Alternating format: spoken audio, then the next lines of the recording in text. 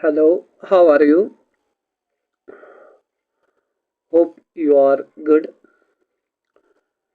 And this lecture of computer science, we will touch part 4, that is knowledge of MS Word, MS Excel, MS Access, MS PowerPoint, PDF, Internet, email.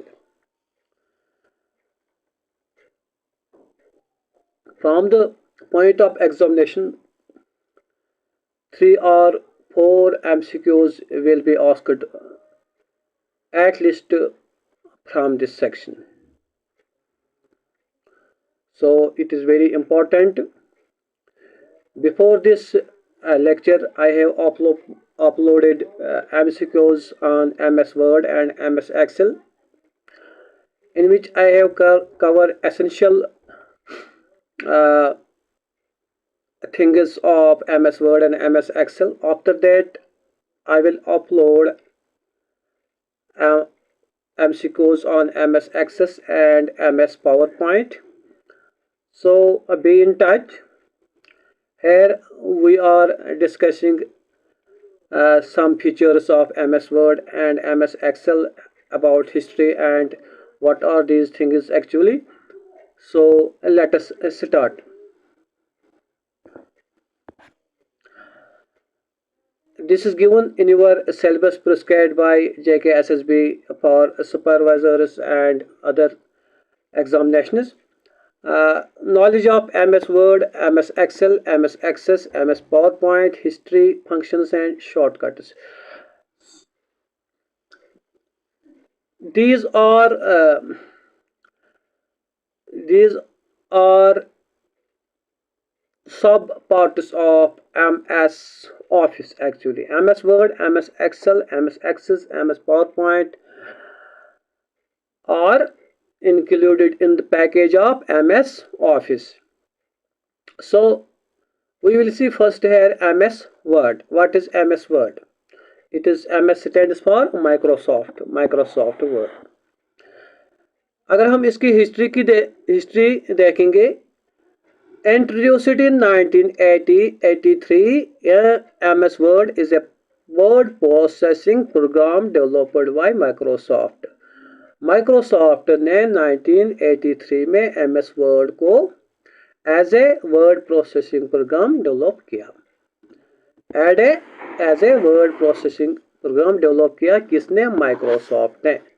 कब? 1983 में। Evolved through various versions, becoming a key component of Microsoft Office. Microsoft Office का ये की component बन रहा है MS Word। इसके आज तक बहुत सारे वर्जन्स आए हैं। इसके फंक्शंस क्या है? अगर हम कुछ छोटे मोटे इसके फंक्शंस देखेंगे, यहाँ पर बहुत सारे फंक्शंस हैं। मैंने MCQs में बहुत सारे इसके फंक्शंस इंक्लूड किए हैं, वो आपको लेक्चर देखना पड़ेगा। फंक्शंस क्या है? Use it for creating, editing, formatting documents with text. जो हमारे टेक्स्ट डॉक्यूमेंट्स होते हैं उनको एडिट करना, क्रिएट करना, फॉर्मेट करना। इसके साथ साथ इमेजेस को भी and more. Features include spell check, grammar check and document collaboration. इसके खास फीचर जो है वो ये है कि ये स्पेलिंग को चेक करता है, आपने स्पेलिंग ठीक लिखा है या गलत लिखा है। जब उसको लग रहा है कि आपकी स्पेलिंग ठीक नहीं है तो वो वहाँ से आपको हाईलाइट कर, उस वर्ड हाईलाइट कर देता है। ग्रामर भी चेक करता है और डॉक्यूमेंट कोलैबोरेशन। अब हम कुछ खास शॉर्टकट्स MS वर्ड के देखेंगे जो अक्सर एग्जामों में आपको देखने को मिलेंगे। Ctrl+S, ये शॉर्टकट किसके लिए है? Save document.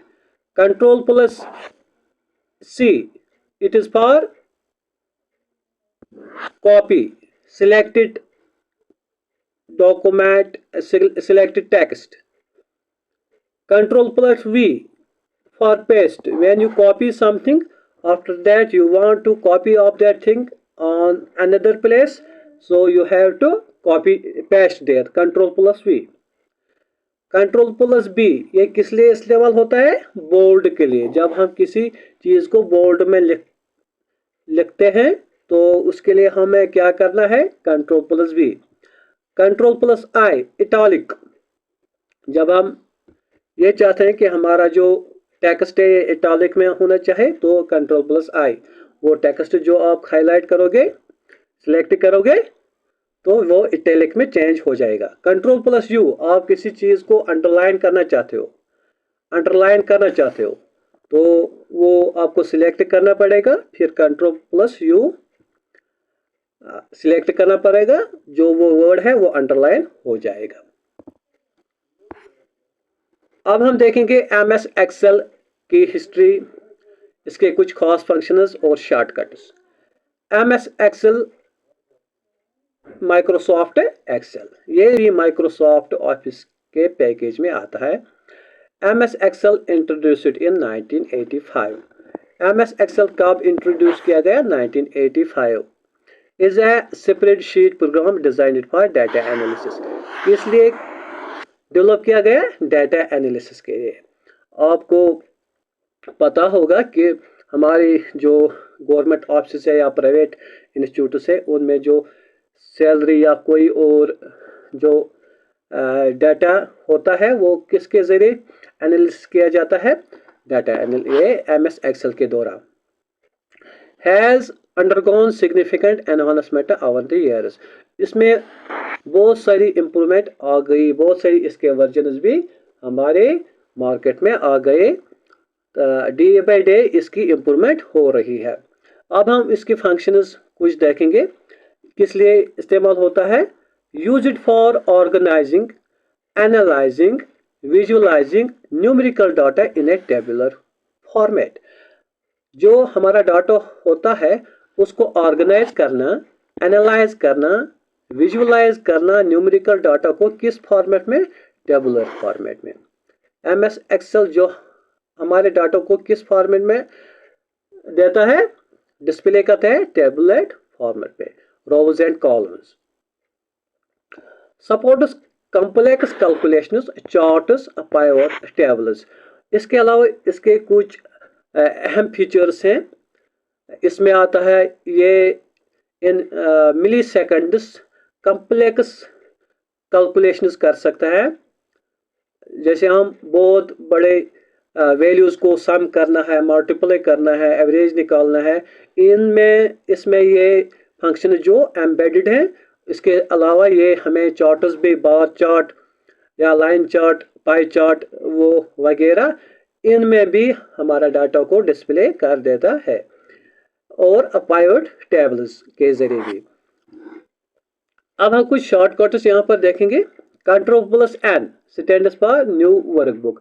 जब हमें एमएस एक्सेल में एक न्यू वर्कशीट, न्यू वर्कबुक चाहिए जिस पर हम नए सिरे से कोई काम करना चाहते हो, तो उसके लिए हम कंट्रोल प्लस एन का यूज करते हैं। उसके बाद control plus S save workbook, जैसे वर्ड में कंट्रोल प्लस एस का फंक्शन है, यहाँ पर वही फंक्शन है। कंट्रोल प्लस सी कॉपी, जैसे वर्ड में था उसका फंक्शन कॉपी करना, सिलेक्टेड टेक्स्ट का, यहाँ भी वही फंक्शन है। Control plus V same to same paste करना, किसी जगह कॉपी की फिर दूसरी जगह उसको पेस्ट करना, या उसकी कॉपी वहाँ पर जब जरूरत होगी तो वहाँ पर पेस्ट हमको करना है, किसके जरिए? कंट्रोल प्लस वी के जरिए।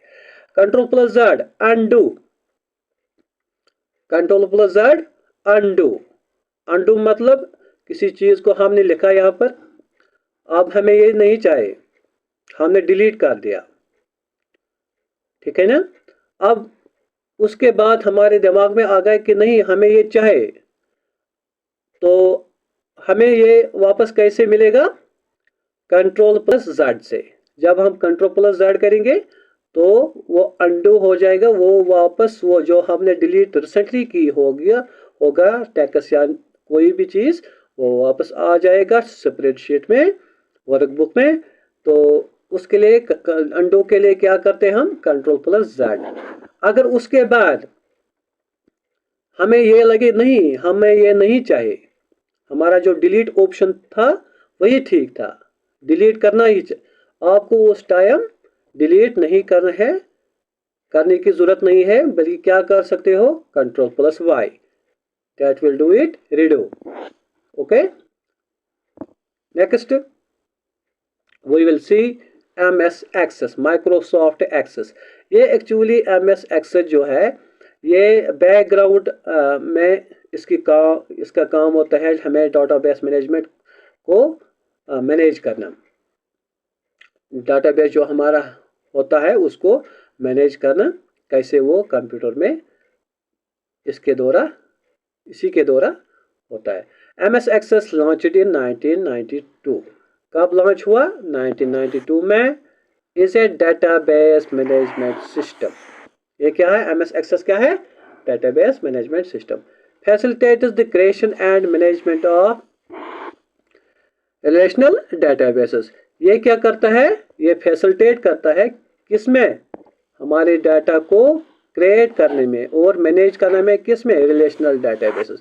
रिलेशनल डेटाबेसेस क्या होता है, जो डाटा टेबुलर फॉर्म में हमें मिलता है और उन पर जो ऑपरेशंस होते हैं वो वेल डिफाइंड रूल्स के तहत होता है। जब हमें कोई चीज टेबुलर फॉर्मेट में मिलती है तो हमें अगर इसमें कोई चीज हमको ढूंढनी है, मिसाल के तौर पर हमें बुक, तो हम क्या करते हैं, हम पहले बी लिखते हैं, तो बी के जो भी एंट्रीज होते हैं वो हमारे सामने डिस्प्ले होते हैं।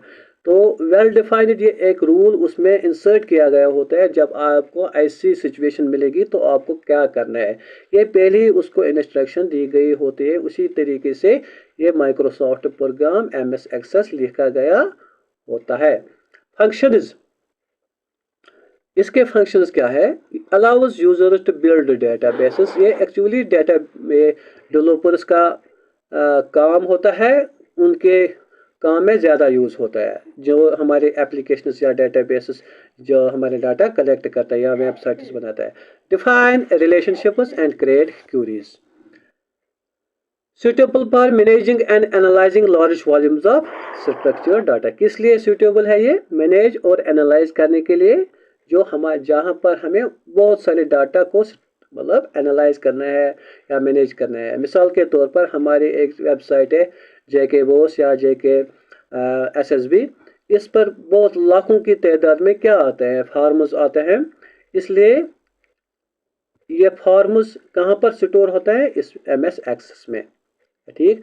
ये MS Access, इसके ये फीचर्स हैं, ये कैसे उसको एनालाइज करेगा, मैनेज करेगा। शॉर्टकट्स क्या है, Ctrl+ N new database, Ctrl+S same as MS Excel, MS Word, Ctrl+O open database. किसी ऑलरेडी सेव्ड डाटाबेस को जब हमें ये ज़रूरत पड़े कि उसको ओपन करने की, तो वहाँ पर हम कौन सी शॉर्टकट का इस्तेमाल कर सकते हैं, Ctrl+O। Ctrl+C is used for copy, Ctrl+V is used for paste, same to same, MS Excel, MS Word, and Ctrl+Q open query design। जब हम इस डेटाबेस में कोई चीज़ को रिट्रीव करना चाहते हैं तो उसके लिए हमें एक क्यूरी लगाने पड़ते हैं, एक रिक्वेस्ट। उस रिक्वेस्ट में हम कुछ आर्गुमेंट सेंड करते हैं, हमें क्या चाहिए इस डेटाबेस में, नेम चाहिए, फादर्स नेम चाहिए, रोल नंबर चाहिए, मार्क्स चाहिए, सीरियल नंबर चाहिए। उस क्वेरी में ये हम रिक्वेस्ट करते हैं, उस क्वेरी में रिक्वेस्ट करते हैं, उनको हम आर्गुमेंट्स कहते हैं, और वो आर्गुमेंट्स पास हो जाते हैं इस क्वेरी के द्वारा। तो जब हम क्वेरी सिलेक्ट करते हैं कोई क्वेरी, तो वो किससे होती है, Ctrl+Q। MS PowerPoint, Microsoft PowerPoint। MS PowerPoint introduced in 1990। कब इंट्रोड्यूस किया गया, 1990। Is a presentation programme.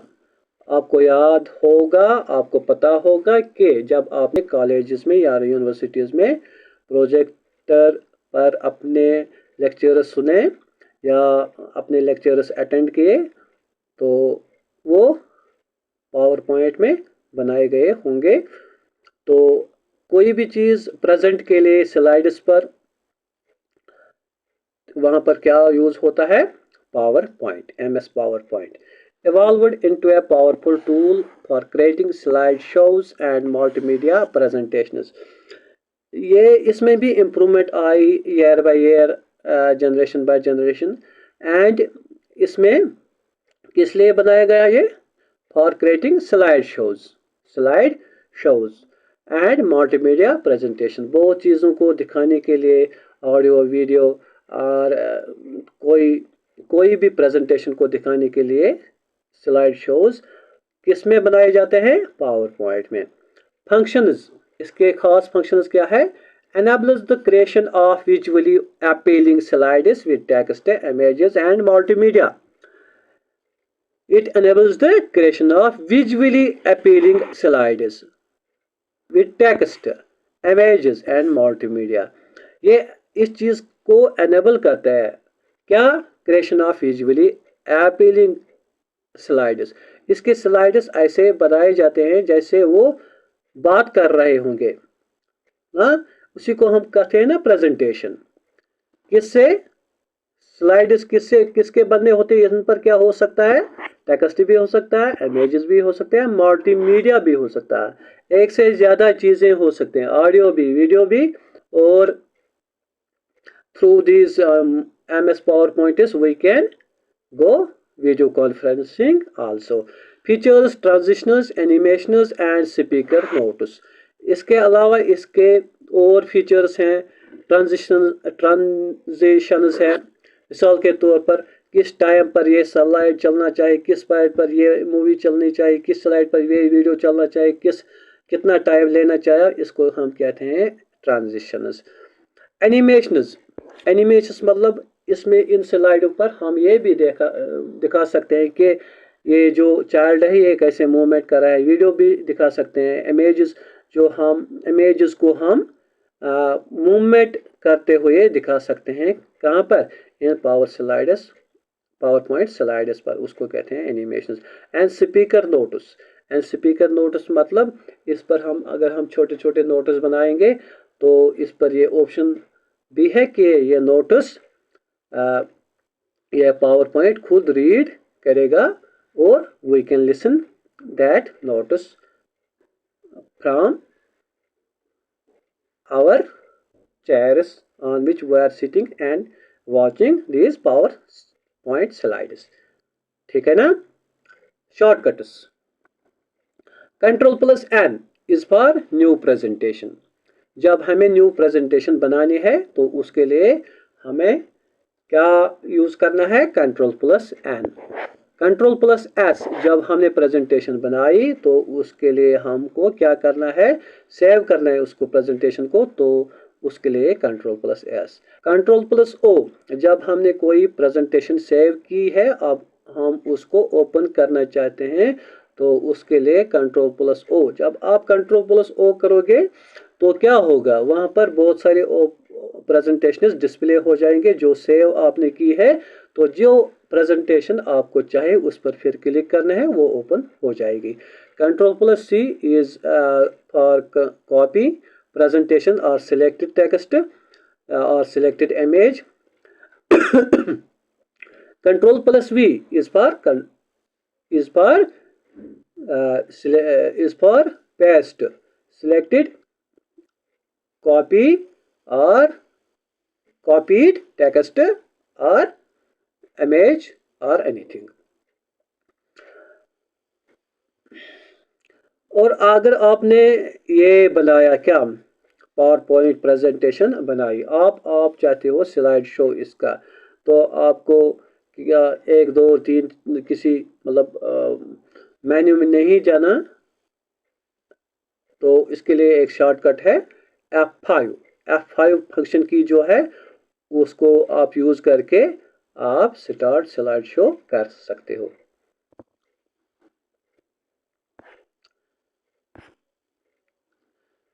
It was all about MS Word, MS Excel, MS Access and MS PowerPoint. Today, now we will see about a very important document that we uh, know with the name PDF, portable document format. It is actually format for portable documents.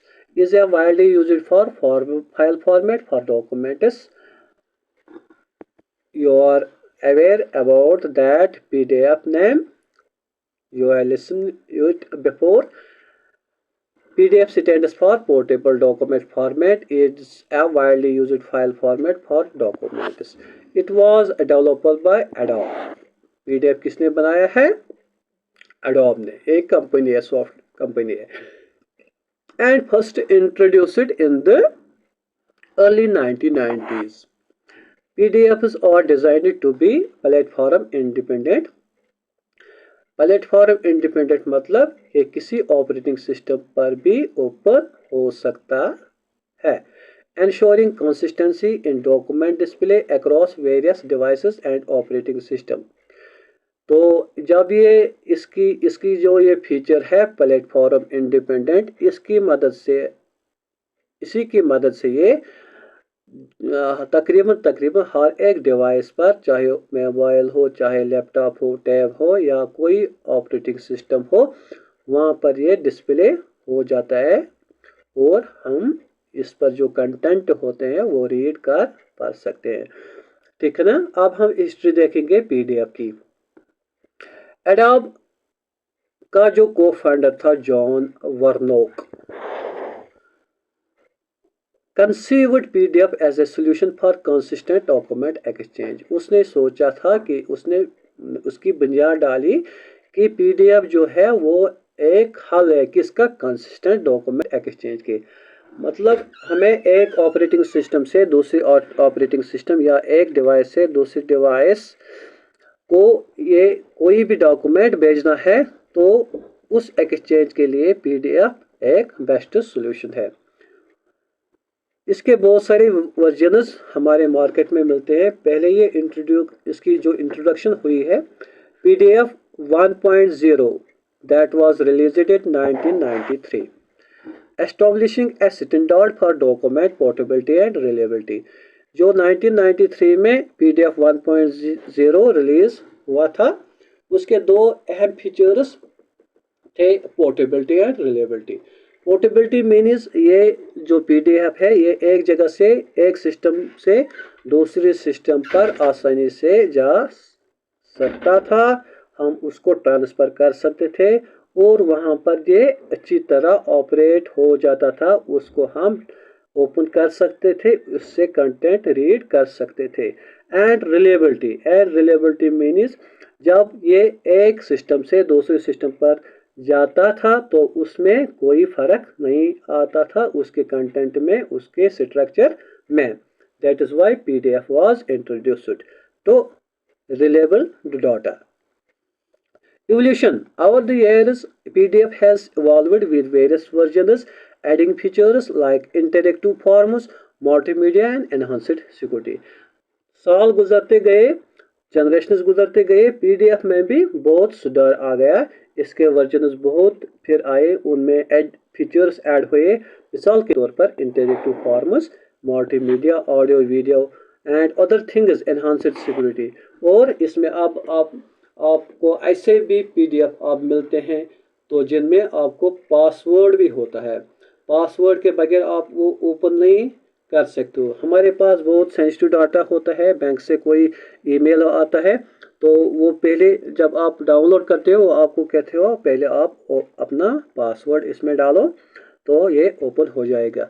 या आप अपना जो आधार है वो कभी download करते हो तो वो ओपन नहीं होता है जब आप उसमें क्या अपना पासवर्ड नहीं डालोगे. ये किस लिए होता है? सिक्योरिटी के लिए होता है, सेंसिटिव इंफॉर्मेशन बचाने के लिए. अब हम टाइप्स देखेंगे कुछ पीडीएफ के. जो स्टैंडर्ड पीडीएफ होते हैं ये it is for common format for static documents, maintaining layout and formatting across devices. तो जो string.pdf है उनकी खास फीचर्स जो है, it is for static documents, maintaining layout, इसमें कोई चेंज नहीं आते इसके लेआउट में, फॉर्मेटिंग अक्रॉस डिवाइसेस, और जो इसका फॉर्मेट होता है हर एक डिवाइस पर एक जैसा रहता है। PDF A archival format ensuring long-term document preservation commonly used for legal and government records। ये PDF ये किस लिए यूज होता है? commonly used for legal and government records, क्योंकि उनमें कोई डिफॉर्मेशन नहीं आनी चाहिए, उनमें कोई डैमेज नहीं होना चाहिए, इसलिए इसके लिए ये आमतौर पर इस्तेमाल होता है। PDF A stands for archival PDF, archival format ensuring long-term document preservation, long-term document preservation, self-explanatory है ये। PDF X किस लिए यूज होता है? स्पेशलाइज्ड फॉर ग्राफिक आर्ट्स, ये किस लिए बनाया गया है? ग्राफिक आर्ट्स के लिए। ensuring color accuracy and reproducibility in printing, इसमें कलर की कोई कमी नहीं होती है, जो भी इस पर कलर लगाया जाता है वही कि वही रहता है जब, और हम उससे कोई उस पीडीएफ का जब हम प्रिंट निकालते हैं तो उसके कलर में कोई फ़र्क नज़र नहीं आता है। आमतौर पर जब हम अपने मोबाइल में कोई पिक्चर देखी होगी, जब आप उसको प्रिंट निकालते हैं या पीडीएफ का प्रिंट निकालते हैं तो आप को ये लगेगा कि जो प्रिंट निकला वो सेम टू सेम नहीं है, मगर जो PDF X है वो आपको सेम टू सेम लगेगा, क्योंकि there is colour accuracy and reproducibility in printing. PDF FE engineering specific format, ये आमतौर पर कौन लोग इस्तेमाल करते हैं? इंजीनियर लोग। Supporting 3D designers and models, किस चीज़ को सपोर्ट कर रहे हैं? 3D डिजाइनर्स एंड मॉडल्स को, वो चीज़ें जिनको ज़्यादातर ज़रूरत होते हैं इंजीनियर लोगों को, वही लोग ये इस्तेमाल करते हैं। ठीक है, आगे चलते हैं। अब फंक्शंस क्या है? पीडीएफ के फंक्शंस क्या हैं? बाय द वे आपने बहुत सारे फंक्शंस इनके पढ़े हैं, टाइप्स भी पढ़े हैं, आप और फंक्शंस इनके पढ़ेंगे। Universal functions, universal viewing, PDFs ensure documents look the same on any device, maintaining format integrity। क्या इनकी एक खासियत है? Format integrity. फॉर्मेट इंटीग्रिटी का मतलब यही है जिस डिवाइस पर, जिस ऑपरेटिंग सिस्टम पर ये ओपन हो जाएगा, इनका जो लुक है वो सेम रहेगा। ठीक है, उसको कहते हैं हम फॉर्मेटिंग इंटीग्रिटी। उसके बाद interactivity, support for hyperlinks, multimedia and formers enables interactive content. किस चीज़ से? और एक फीचर इसका है इंटरएक्टिविटी। मिसाल के तौर पर हमारा पीडीएफ है, हम उस पर एक लिंक इंसर्ट करते हैं। जब कोई भी हमारा जो ये पीडीएफ या डाटा पढ़ रहा है तो हम उसको बोल रहे हैं कि जो नीचे वाला लिंक है इस पर क्लिक करो, आप उस साइट पर चला जाओगे। मिसाल के तौर पर मैंने अपने वेबसाइट पर एक नोटिफिकेशन निकाली, उसमें मैंने कहा कि फीमेल सुपरवाइजर्स के लिए पोस्ट निकले हैं, इतने पोस्ट हैं और आप JKSSB की साइट पर जाकर अप्लाई कर सकते हो। तो वहाँ पर मैं आपको लिंक प्रोवाइड कर सकता हूँ, वहीं पर अपने ही पेज पर जब आप उस लिंक पर क्लिक करोगे आप सीधे चलोगे कहाँ पर? JKSSB की साइट पर। उस लिंक को जो मैंने अपनी पेज पर इंसर्ट की है उसको कहते हैं हाइपरलिंक। मल्टीमीडिया, ऑडियो वीडियो हम इंसर्ट कर सकते हैं, उनके लिंक्स को इंसर्ट कर सकते हैं किन पर? आप पीडीएफ में। And forms enables interactive content, इससे क्या होता है? वही इंटरेक्टिव विद पीडीएफ कंटेंट। जैसे हम किसी से बात करते हैं, मिसाल के तौर पर मैंने कहा कि मेरे पेज पर आप JKSSB से अपना फॉर्म डाउनलोड कर सकते हो, तो वहीं पर लिंक मिला, आपने वहाँ पर ही इंट्रोडक्शन किया उस कंटेंट से। That is why here is written support for hyperlinks, multimedia and forms enablers interactive content। और एक फीचर है, मैंने अभी बोला पासवर्ड की, आप पीडीएफ्स हमारे जिन पीडीएफ्स में हमारा सेंसिटिव डाटा होता है उनको प्रोटेक्शन की ज़रूरत होती है। तो मैंने अभी आधार की बात की, या जो बैंक का ईमेल होता है, आपका ट्रांजैक्शन स्टेटमेंट आता है, वो भी ईमेल, वो भी पासवर्ड मांगता है। तो उसको इन पीडीएफ्स को क्या की ज़रूरत, किन चीज़ों की ज़रूरत होती है सिक्योरिटी की? Encryption, encoding your content, that is known as encryption, password protection and digital signatures enhance documents security। ये 3 चीज़ है जिनके ज़रिए हम इस पीडीएफ की जो प्राइवेसी है, जो सिक्योरिटी है वो बढ़ा सकते हैं। एनक्रिप्शन मतलब हमारा जो कोड है, हम उसको हमारा जो डाटा है हम उसको अपना एक कोड में चेंज करेंगे, जो कोड कोई डिटेक्ट नहीं कर पाएगा, डिकोड नहीं कर पाएगा थर्ड पार्टी। पासवर्ड प्रोटेक्शन, हमारा जो पीडीएफ वो तब तक ओपन नहीं हो जाएगा जब तक हम उसमें करेक्ट पासवर्ड डालेंगे। एंड डिजिटल सिग्नेचर्स मतलब मेरे पास जेके बैंक का एक ट्रांजैक्शन स्टेटमेंट आया, मैं तभी उसको ओपन कर पाऊंगा जब मेरा डिजिटल सिग्नेचर मैच हो जाएगा। ठीक है। प्रिंटेबिलिटी, PDFs are designed for high quality printing, preserving document layout and color accuracy। अगर हम PDF की बात करेंगे तो वहां से हमें इनकी मदद से हमें हाई क्वालिटी प्रिंटिंग मिलती है, प्रिजर्विंग डॉक्यूमेंट लेआउट, जो हमें लैपटॉप पर डॉक्यूमेंट लेआउट नज़र आती है वही की वही मिलती है, एंड कलर एक्यूरेसी, और जो उस पर कलर होते हैं हमारे लैपटॉप पर या मोबाइल में वो तकरीबन वही होती है। Archiving, PDF ensures long term preservation of electronic documents. ये हमने पहला भी पढ़ा ये पीडीएफ के बारे में। What is its function? Long-term preservation of electronic documents. It is used mostly for government records. Searchability. Text in PDF is often selectable and searchable, facilitating efficient information retrieval. तो हम PDFs में क्या कर सकते हैं? टेक्स्ट को select कर सकते हैं, सीरीज कर सकते हैं, तो उससे हमें इंफॉर्मेशन बड़ी आसानी से मिलती है।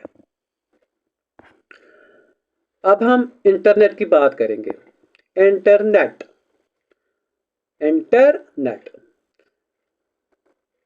The internet is a global network of interconnected computers and devices that enables communication, information sharing and resource access। क्या होता है internet? It is a global network interconnected कंप्यूटरों को एक दूसरे से इनकी इंटरकनेक्शन को हम इंटरनेट कहते हैं। मगर इतने ही को हम इंटरनेट नहीं कहेंगे जब तक न वो आपस में कम्युनिकेट करेंगे, इंफॉर्मेशन शेयर करेंगे और रिसोर्स एक्सेस आपस में नहीं करेंगे। तो what does internet mean? Internet mean interconnection of computers who communicate each other, share information with each other and allocate resources to each other। अब हम टाइप्स ऑफ इंटरनेट देखेंगे। पहला आता है broadband. It is high speed internet connections like DSL cable, fibre optic, providing faster data transfer. Broadband के ज़रिए हमें बहुत फास्ट डाटा, बहुत ज़्यादा डाटा मिलता है या बहुत क्लियर डाटा, आवाज़ या सर्विस मिलती है।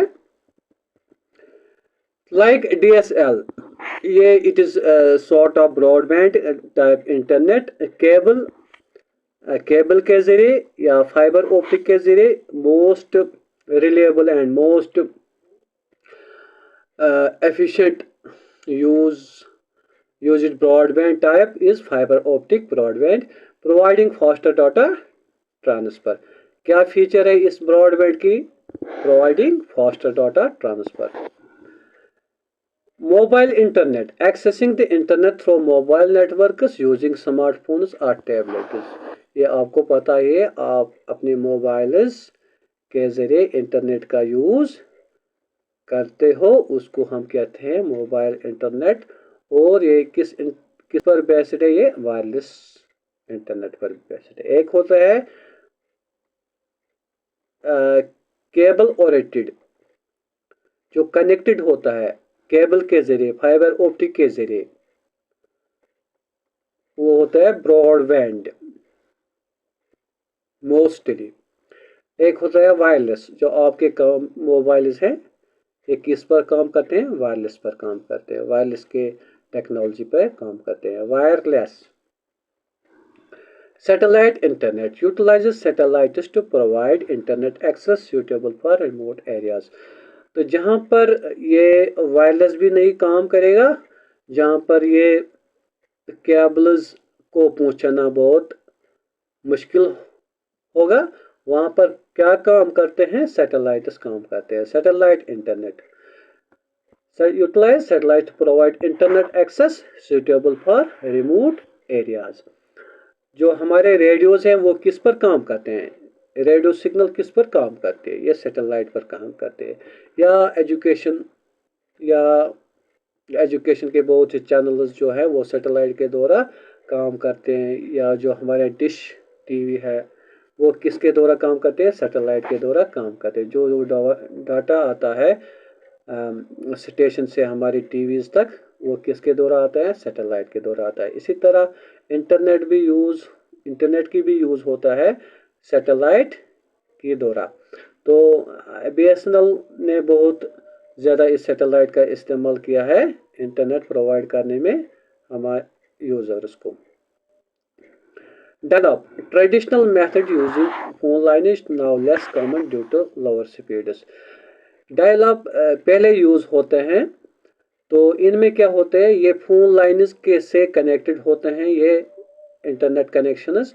तो अब ज़्यादा इनका इस्तेमाल नहीं होता है, क्योंकि इनसे इतनी अच्छी स्पीड नहीं मिलती है जितने बाकी टाइप्स ऑफ इंटरनेट से मिलती है.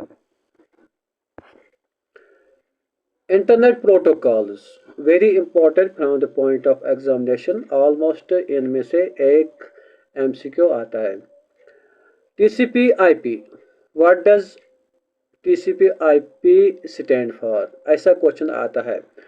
TCP stands for transmission control protocol and IP stands for internet protocol. Fundamental suit of protocols ensuring reliable data transmission. किस लिए होता है TCP/IP? प्रोटोकॉल क्या होता है? It is set of rules set for transmission of data over internet that we call internet protocols. Okay. Fundamental suite of protocols ensuring reliable data transfer. In TCP/IPs का काम क्या है? To ensure reliable data transmission. ठीक है. Data को damage नहीं होने देता है, डाटा को आसानी से पहुंचना एक कंप्यूटर से दूसरी कंप्यूटर, एक मोबाइल से दूसरी मोबाइल, या मोबाइल से सर्वर तक, सर्वर से कंप्यूटर तक. ये किसका काम है? TCP/IP का. HTTP stands for hyper text transfer protocol. HTTP hyper text transfer protocol किस लिए होता है? Used for web page communication. Web page communication. जब हम किसी वेबसाइट पर जाते हैं तो वो वेबसाइट जो होती है वो बहुत सारी वेब पेज से बनी होती है.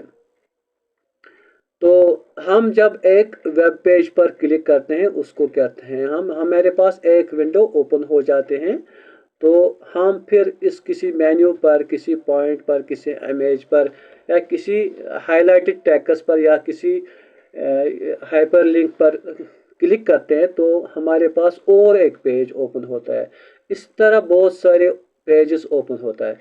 एक पेज को दूसरी पेज से मिलाना, कम्युनिकेट करना, ये किसका काम है? HTTP का, हाइपर टेक्स्ट ट्रांसफर प्रोटोकॉल।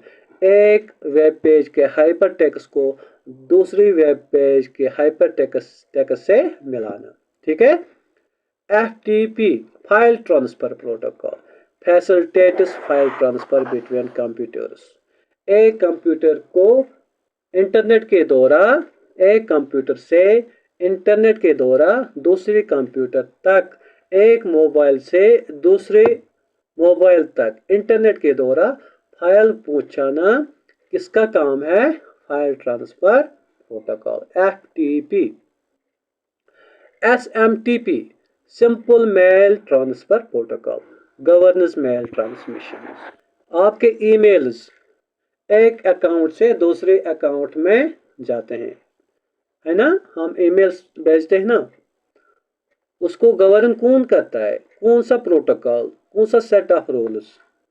हम इसको कहते हैं SMTP, simple mail transfer protocol. To remember these things are they are very important from the point of examination. I saw so much previous papers where these MCQs are asked, which are based on these protocols. DNS, domain name system, translates domain names to IP addresses. Translates domain names to IP addresses. ये network में हमारा हर एक customer को internet पर अपना एक address होता है, अपना एक एड्रेस होता है जो भी इंटरनेट यूजर होता है एक्चुअली उसको अपना एड्रेस होता है। तो उनको डोमेन नेम प्रोवाइड करना। मिसाल के तौर पर मुझे अपना एक एड्रेस है और मैं चाहता हूं किसी वेबसाइट को क्लिक करना, ठीक है ना? तो जो मेरा एड्रेस है उसको इंटरेक्ट करना उस डोमेन से, उस वेबसाइट की डोमेन से, ये किसका काम है? डोमेन नेम सिस्टम का, डोमेन नेम सिस्टम प्रोटोकॉल्स का। History of internet. ARPANET precursor to the internet. जो ARPANET है वो एक्चुअली इंटरनेट से पहले आया है, इसलिए ARPANET को फर्स्ट वर्जन ऑफ इंटरनेट कहा जाता है। ARPANET जो है वो एक्चुअली अमेरिकन आर्मी में पहले यूज हुआ है। उसी ARPANET में पहले वायरस पाया गया है। Developed by US department of defence in the late 1960। मैंने आपको पहले ही बोला। किसने डेवलप किया है? US डिपार्टमेंट ने। किस लिए? डिफेंस के लिए, in the late 1960s। TCP/IP standardization. TCP/IP transfer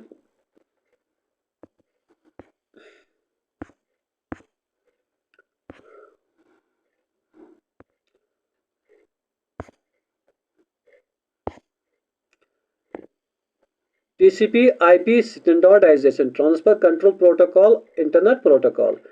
in the 1980s में इसकी मतलब डेवलपमेंट हुई, became the standard unifying diverse networks. हर एक नेटवर्क ने, हर एक ऑपरेटिंग सिस्टम ने, हर एक दुनिया की जो भी ये इंटरनेट कंपनी थी, उन्होंने TCP/IP स्टैंडर्डाइजेशन, जो TCP/IP रूल एंड रेगुलेशन है, प्रोटोकॉल्स है, उसको एक्सेप्ट कर दिया, उसको यूनिवर्सलाइजेशन कर दिया। World wide web. World wide web किसने बनाई है? टिम बर्नर्स-ली ने। Introduced WWW in 1991 revolutionizing internet use. ठीक है, इससे क्या हुआ है? इंटरनेट का यूज उसमें इनकलाब आ गया।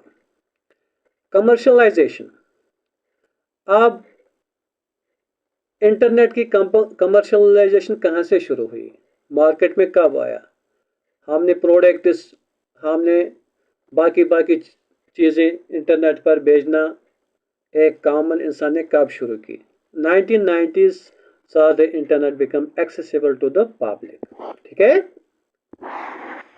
1990s, fostering its global expansion. It is self-explanatory, so let us move ahead. Applications of internet, web browsing, internet के बगैर हम किसी वेबसाइट पर नहीं जा सकते हैं। It is all due to internet we are browsing websites, we are browsing JKBoss, we are browsing other websites JK SSB and others. Accesses information through browsers like Chrome or Firefox. ये Chrome और Firefox क्या है? These are known as browsers, internet browsers, web browsers, ठीक है ना। इनके द्वारा हम किसी वेबसाइट पर जा सकते हैं। हम जब क्रोम को ओपन करते हैं तो क्रोम में हमें हम किसी वेबसाइट का एड्रेस डालते हैं तो वो ओपन हो जाएगी। इंटरनेट के द्वारा हम क्रोम से किसी वेबसाइट को ओपन करते हैं। इंटरनेट के द्वारा हम क्रोम से किसी वेबसाइट को ओपन करते हैं। हाँ, किससे वेबसाइट ओपन करते हैं? क्रोम या फायरफॉक्स। और भी ब्राउजर्स हैं, याद रखना क्रोम क्या है, यह वेबसाइट नहीं है, फायरफॉक्स वेबसाइट नहीं है, these are browsers. Email communication via electronic mail, email stands for electronic mail. अब आता है सोशल मीडिया, इंटरनेट का यूज सोशल मीडिया पर। Platforms like Facebook, Twitter and Instagram for social networking. Facebook, Twitter and Instagram for social networking. यहाँ पर भी internet का use है। फेसबुक नहीं चलेगा इंटरनेट के बगैर, ट्विटर नहीं चलेगा इंटरनेट के बगैर, या इंस्टाग्राम या और सोशल नेटवर्किंग जो है वो किसकी मदद से काम करते हैं? इंटरनेट की मदद से। ई कॉमर्स, हम ऑनलाइन शॉपिंग करते हैं, ऑनलाइन ट्रांजेक्शन्स करते हैं, किसकी मदद से? इंटरनेट के द्वारा। अगर इंटरनेट फैसिलिटी नहीं होगी तो ये चीज़ें हम नहीं कर सकते हैं। Streaming services, Netflix, YouTube and others provide video and audio content. तो हम यूट्यूब से वीडियो देखते हैं या ऑडियो देखते हैं, नेटफ्लिक्स से हम फिल्म्स या मूवीज़ देखते हैं। तो ये किससे पॉसिबल है? इंटरनेट से पॉसिबल है। Remote work facilitates telecommunication through tools like zoom and Microsoft teams. हम कहीं पर कोई भी मीटिंग कर सकते हैं जूम के ज़रिए या माइक्रोसॉफ्ट टीम्स के ज़रिए। तो ये किससे पॉसिबल है? इंटरनेट के ज़रिए। Online education platforms like Coursera, Khan Academy enable remote learning. तो ये जो एजुकेशन प्लेटफॉर्म्स है ये किस पर काम करते हैं? किसके ज़रिए काम करते हैं? इंटरनेट के ज़रिए। अगर इंटरनेट नहीं होगा तो ये काम नहीं कर सकते हैं। तो ये थे एप्लीकेशंस ऑफ इंटरनेट, और बहुत सारे एप्लीकेशंस हैं इसके। कंपोनेंट्स ऑफ इंटरनेट, इंटरनेट के कुछ खास components. Hardware devices like routers, servers and personal computers. Routers का काम है डाटा ट्रैफिक को मैनेज करना, सर्वर्स का काम है डाटा को देखना, डाटा को स्टोर करना। पर्सनल कंप्यूटर्स जो एंड यूजर्स हम कस्टमर्स इस्तेमाल करते हैं जहाँ से डाटा जाता है। सॉफ्टवेयर कौन सा इस्तेमाल होता है इंटरनेट में? Applications, browsers, operating systems facilitating internet usage. Browsers जिनकी मदद से हम कोई वेबसाइट ओपन करते हैं, operating systems, different operating system use होते हैं पर्सनल कंप्यूटर्स पर, सर्वर्स पर, या जो हमारे नेटवर्क सर्वर्स होते हैं। प्रोटोकॉल्स, क्या क्या प्रोटोकॉल इस्तेमाल होते हैं? TCP/IP Transport Control Protocol, IP stands for Internet Protocol. HTTP Hypertext Transfer Protocol and FTP File Transfer Protocol governing data transmission. Infrastructure, network cables, satellites and wireless technologies. Service providers, companies offering internet access to users. बहुत सारे internet companies है जो हमें internet की facility provide करते हैं. Data centres facilitates storing and managing data information. And user devices like laptops, smartphones and tablets accessing the internet. हम कैसे इंटरनेट का यूज़ करते हैं, अपने जो डिवाइसेस हैं स्मार्टफोन्स, लैपटॉप्स या टैबलेट से इंटरनेट एक्सेस कर पाते हैं. अब देखते हैं email. Electronic mail. History of email. ARPANET era stands for period. In the early 1970s, Ray Tomlinson sent the first networked email. Ray Tomlinson ने पहला ईमेल भेजा है. कब? 1970s में.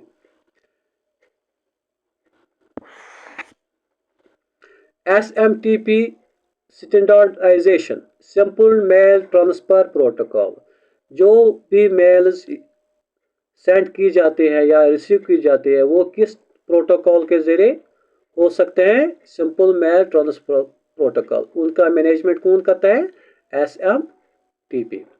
Emerged in the 1980s, becoming a universal email standard.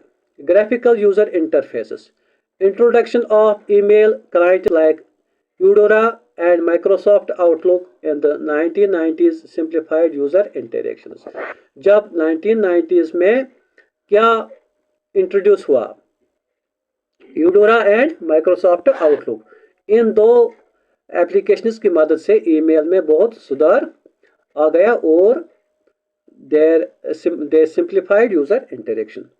Webmail services like Hotmail, Yahoo Mail brought email to the web, enhancing accessibility. जब हमें Hotmail और Yahoo mail की सर्विस मिली तो हमने मेल के द्वारा वेब को एक्सेस करना हमारा एक्सेस करना बहुत आसान हो गया. Modernisation. Continuous improvement in security features and integration with other tools characterizes email evolution.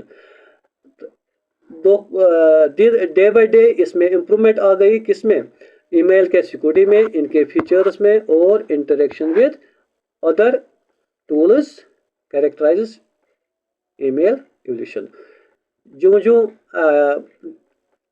generation after generation there seems to improvements in email evolution. Components of email. Email के कुछ कंपोनेंट्स होते हैं. User interface, where users read, compose and manage emails.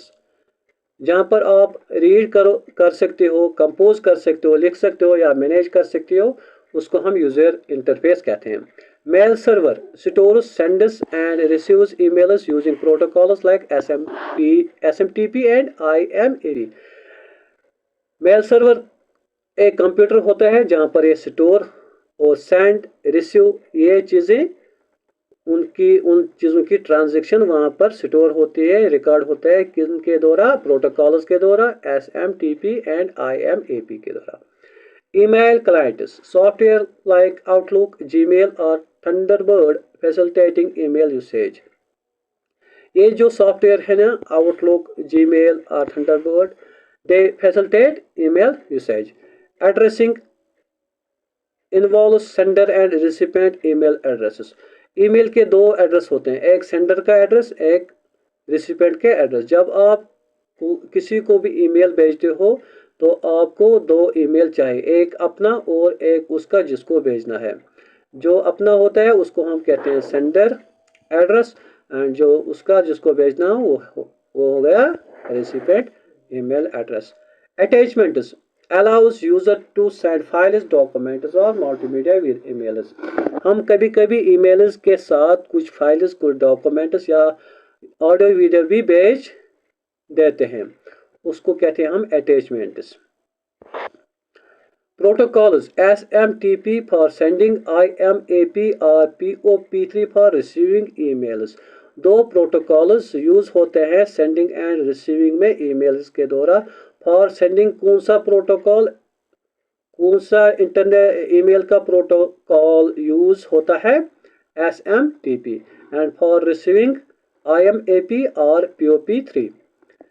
Security measures, encryption and authentication protocols to secure email communication. Encryption and authentication protocols are used for email communication to save it from concealment, from damage, or from third party. Applications of emails. Emails के applications. Communication, primary tool for personal and professional communication. For personal and professional communication, इन दोनों के लिए ये इस्तेमाल की जाती है for communication purpose. Business correspondence, use it for official communication, collaboration and document sharing. Marketing, email marketing companies for promotion and customer engagement. Self-explanatory है ये. File sharing, sending documents, images and other files conveniently. Calendaring, integrates with calendars for scheduling and event management. ऐसे emails भी लिखे जाते हैं जिनको हम scheduling दे सकते हैं, शेड्यूलिंग कर सकते हैं। मिसाल के तौर पर ये ईमेल मैंने आज लिखी है, उसको मैंने डाला है डेट 15 Feb को, ये उसको ओपन होना है और वहाँ पर उसको वेलकम किसी को करना है, तो ये इस फीचर को हम कहते हैं calendering. That is why here it is written integrates with calendars for scheduling and event management. Notification, alerts and updates from various online services. आपको दिन भर बहुत सारे नोटिफिकेशन आती होंगे ईमेल के द्वारा. Archiving, store important information and conversations for reference. Email के द्वारा क्या होता है, और store important information and conversations for reference. Thank you very much. See you again in next lecture. It was all about half syllabus of Supervisor 2024 prescribed by JKSSB. Thank you once again.